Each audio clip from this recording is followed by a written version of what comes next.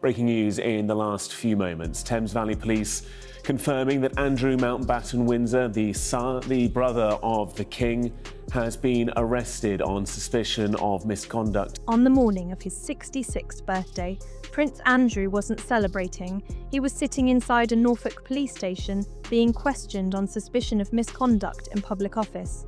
He would spend 11 hours there before being released under investigation. Andrew has vehemently denied all allegations against him. Now, if you've been following his story over the last few years, you might think you already know where this is going. Epstein, Newsnight, strict titles, the same familiar loop. But here's what most coverage isn't telling you. The real story doesn't start with Andrew's arrest. It starts 8 years ago, inside Buckingham Palace, with a private warning delivered to the Queen. A warning that, according to sources, she didn't want to hear, and a man who tried to protect the crown only to find himself quietly pushed out the door. In this video, we're going to walk through how one of the most trusted figures in the late Queen's inner circle allegedly lost his position because of Andrew. We'll look at the intelligence report that describes Andrew as a deliberate target of Russian spymasters, and we'll get into the detail that makes all of this feel less like a series of accidents and more like a slow-motion crisis that the palace kept choosing to ignore. That last part we'll come back to, because there's a specific quote from a source that, once you hear it, reframes everything that's happened since. For 10 years, Lord Christopher Geidt knew almost everything. As the Queen's principal private secretary, he was the man who filtered what reached her desk, managed her schedule, navigated political sensitivities, and essentially acted as the operational brain of the monarchy.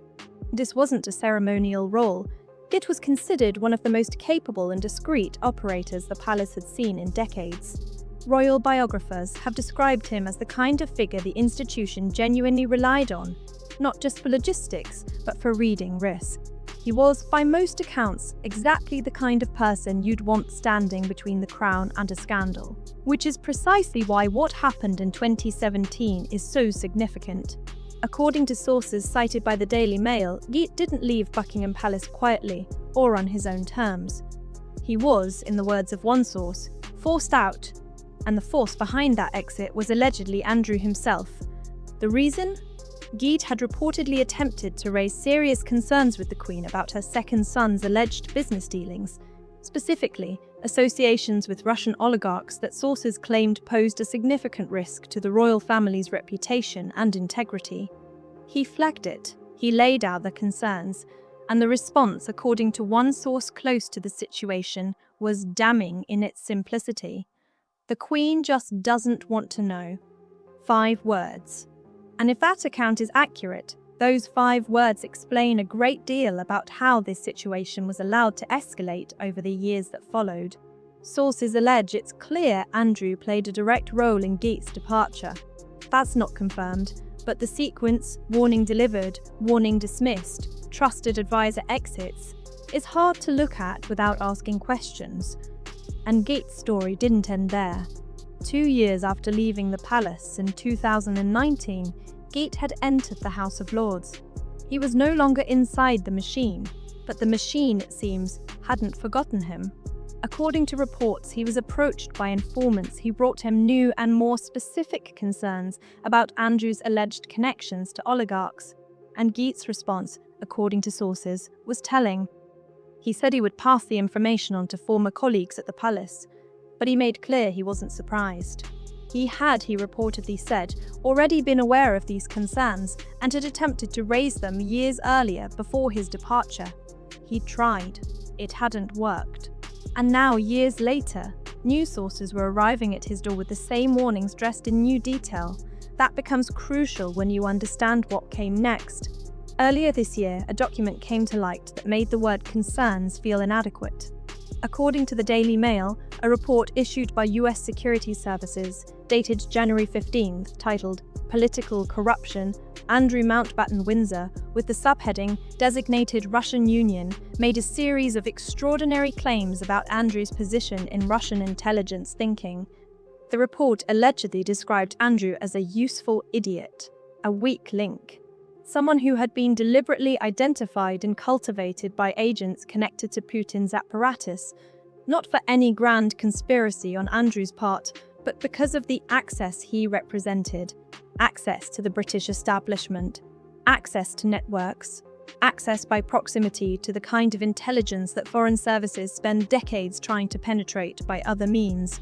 The vehicle, according to the report, Andrew's well-documented association with Jeffrey Epstein. Russian spymasters, the documents claimed, had targeted Andrew through that connection, using it as a way to drill into the British establishment from an angle that would have been almost impossible to access directly. Andrew has denied the allegations, but the profile that report describes, socially ambitious, resentful, increasingly isolated from the institution, is one that intelligence analysts would recognize immediately. And then there's the detail about Charles. The report allegedly claimed that Andrew harbours a long-standing hatred of his elder brother, now king, whom he reportedly views as weak. It's a sentiment that, if genuine, would surprise very few royal observers. The rivalry between the two brothers, their sharply different temperaments, the years of perceived favouritism, it's been a quiet undercurrent in coverage for decades. But here's why it matters beyond family dynamics. Personal grievance is one of the most reliable vulnerabilities a foreign intelligence service can exploit. A man who feels overlooked, sidelined, and resentful of the person who inherited everything, that's not just a family problem. According to the logic of that report, it's an entry point. And Russia, reportedly, knew exactly how to use it. Which brings us back to that birthday. On the same day Andrew turned 66, Norfolk Police arrested him on suspicion of misconduct in public office. He was held for 11 hours, an unusually long period for an initial arrest under investigation, before being released. No charges have been confirmed. The investigation is ongoing. Andrew continues to deny all allegations. The specific nature of what triggered this particular arrest, at this particular moment, remains unclear.